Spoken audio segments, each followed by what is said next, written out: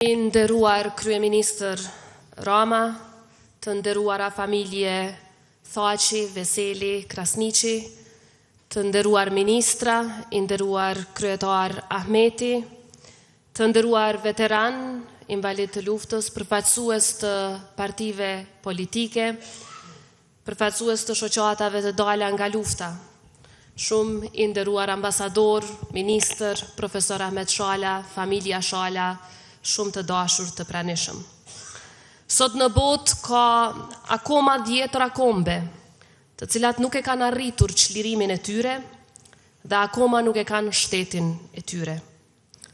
Për nga numri, janë shumë më të mëdhenj se sa populli i Kosovës, por janë ende popull të okupuar, të shtypur e në kërkim të lirisë dhe të shtetit. Titani i letërsisë Son Ismail Kadare, me të drejtë i përmendur dhe i cituar edhe nga vetë autori i librit, jo rastësisht shtetin e Kosovës e quajti triumf të lirisë dhe triumf të gjithë kombit shqiptar.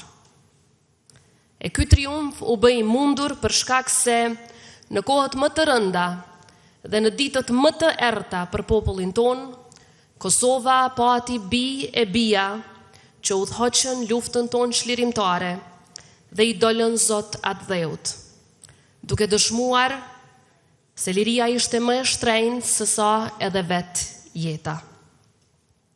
Këtë histori, këtë të vërtet, e këtë triumf, ne duhet ta mbrojmë me krenari në çdo kohë, në çdo vend, kudo në botë. Sepse UÇK-ja është ideali më i fuqishëm i ndërtuar nga shqiptarët ndër shekuj. Por për ta mbrojtur të vërtetën, ne duhet edhe ta shkruajmë atë.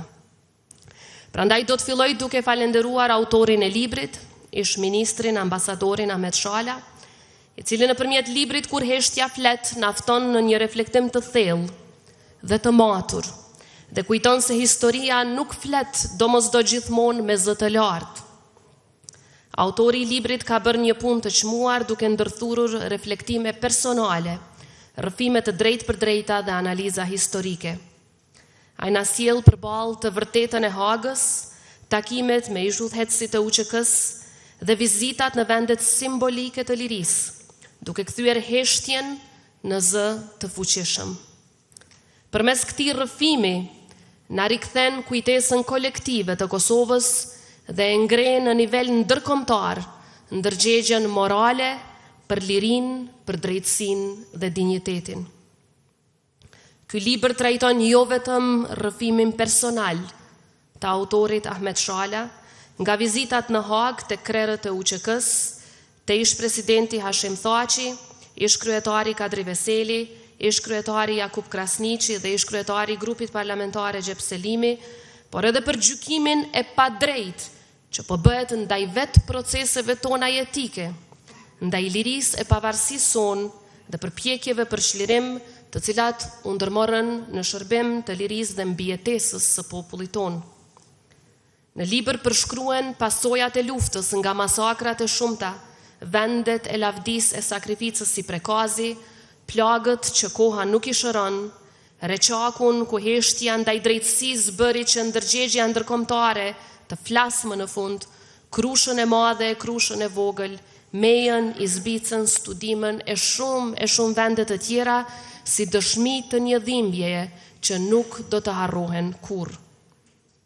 Autori në këtë libër trajton edhe dhunimet masive si armë lufte, gjenocidin e spastrimin etnik, të zhdukurit me dhunë dhe shumë plagë akoma të hapura, duke na rikujtuar se përballë historisë së dhimbshme, përgjegjësia jonë është ta ruajmë kujtesën kolektive, të kërkojmë drejtësi dhe gjithnjë ta vlerësojmë drejt sakrificën.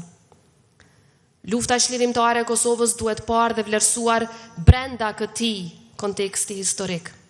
Ajo nuk ishte akt i impulsit, por përgjigje ndaj një realiteti të padrejtë dhe një shtypje shekullore.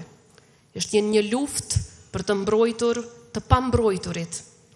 Ishte një luftë për mbijetesë, për dinjitet dhe për të drejtën për të jetuar të lirë, të drejtën më sublime njerëzore.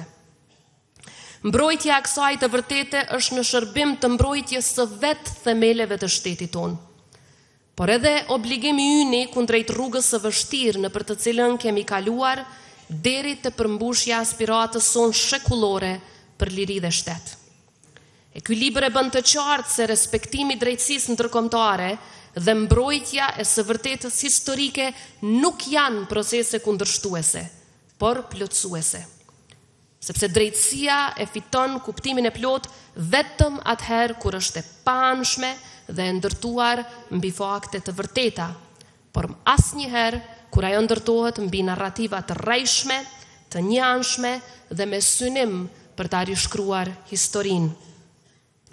Prandaj libri kur heshtja flet na rikujton se pa një lexim të drejtës së kaluarës, asnjëherë nuk mund të ndërtohet një e ardhme e qëndrueshme.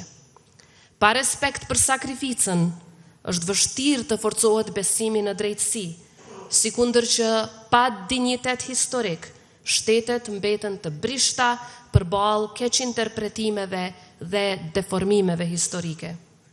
Në këtë frym, libri e trajton luftën e ushtrisë çlirimtare të Kosovës jo si një mit politik, por si realitetin më krenar të historisë sonë, të lindur nga nevoja e një populli të shtypur, i cili kërkonte liri.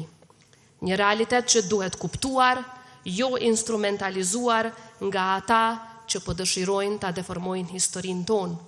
Një realitet që duhet analizuar me ndershmëri, e jo zhveshur nga konteksti njerëzor e historik i popullit tonë. Prandaj ky libër është në funksion të ruajtjes dhe mbrojtjes të së vërtetës, si vlerë themelore, historike e shtetërore.